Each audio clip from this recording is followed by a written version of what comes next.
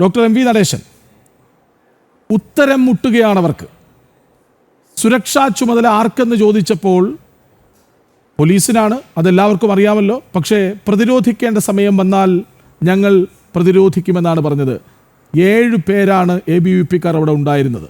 ആ 7 പേരെ വളഞ്ഞിട്ട് ആക്രമിക്കാൻ പ്രതിരോധമൊരുക്കിയാണ് DYFIയും SFIയും ഒക്കെ ചേർന്ന്.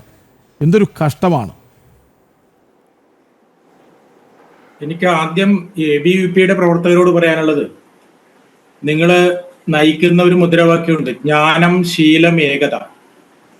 അത് ആ തരത്തിലുള്ള ആളുകളോട് മാത്രമേ അത് പാടുള്ളൂ. ഈ ഷഠനോട് ശാഠ്യം എന്നൊരു ചൊല്ലുണ്ട്. ഗുണ്ടകള് ആണവര്, അവർ വിദ്യാർത്ഥികളോ മനുഷ്യരോ പോലും അല്ല. അതുകൊണ്ട് ഈ ജ്ഞാനവും ശീലവും വെച്ചുകൊണ്ട് ഇരുന്നു കഴിഞ്ഞാൽ നമുക്ക് ജീവിക്കാൻ സാധ്യമല്ല.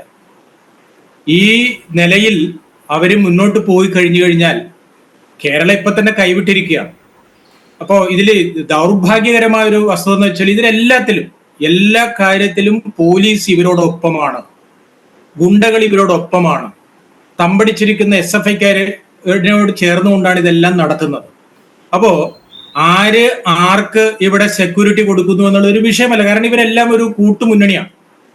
ഇത് ഏതെങ്കിലും ഒരു വിഷയത്തിലല്ല, നിരന്തരമായി നടക്കുന്നതിൽ എല്ലാം നമ്മൾ കണ്ടുകൊണ്ടിരിക്കുകയാണ്.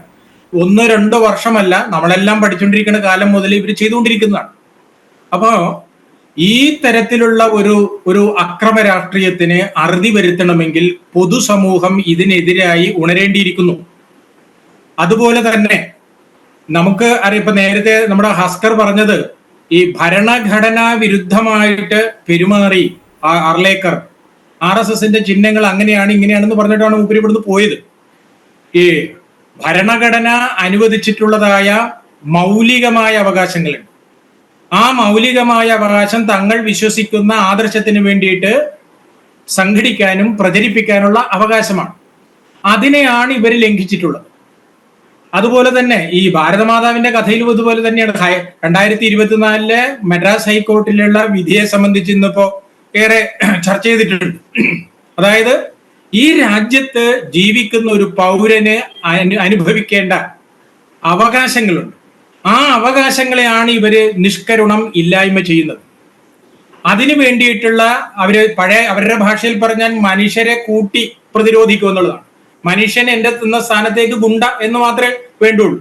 അപ്പൊ ഈ നിലയിലാണ് അവർ അധികാരം പിടിച്ചിട്ടുള്ളത്. മാത്രമല്ല, നമ്മുടെ ഇന്ന് ഇവരുടെ ഈ SFI നേതാക്കന്മാരുടെ, പഴയകാല SFI നേതാക്കന്മാരുടെ ഭാര്യമാർക്ക് വേണ്ടിയിട്ടാണ് നമ്മുടെ സർവകലാശാലകളെല്ലാം തീരെഴുതി വെച്ചിരിക്കുന്നത് എന്നുള്ള കാര്യം ഏറെ ചർച്ച ചെയ്തിട്ടുള്ളതാണ്. അതായത് നിങ്ങൾക്ക് ഇഷ്ടമില്ലാത്തൊരു ആശയത്തിന്റെ വക്താവിനെ ഇല്ലാതാക്കിയാൽ അതിന്റെ പാരിതോഷികം വളരെ കൃത്യമാണ്.